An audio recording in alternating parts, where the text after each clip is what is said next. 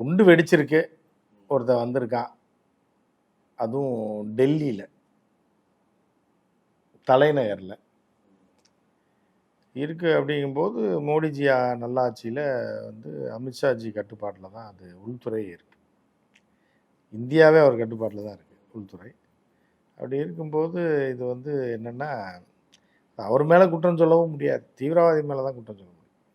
நீங்கள் வந்து அமித்ஷா சரியில்லை, இந்த அரசு என்ன பிடுங்குச்சு, இது வந்துச்சு, அது பண்ணுச்சு, எப்படி தீவிரவாதி உள்ளே வந்தான் அப்படிலாம் நீங்கள் கேட்கக்கூடாது. வந்துட்டான், வச்சுட்டான், முடிஞ்சு போச்சு. இப்போ அடுத்து என்ன, அடுத்து நம்ம என்ன பண்ண போகிறோன்றதான் நம்ம பார்க்கணும்.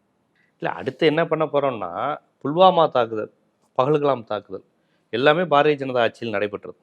இல்லை, நான் 9 தாக்குதல் நடந்திருக்கு அப்படின்னு நீங்கள் சொல்லலாம். ஆமாம், உரி தாக்குதல், புல்வாமா தாக்குதல், இப்போ நடந்துச்சு பகல்காம் பகல்காம் தாக்குதல்,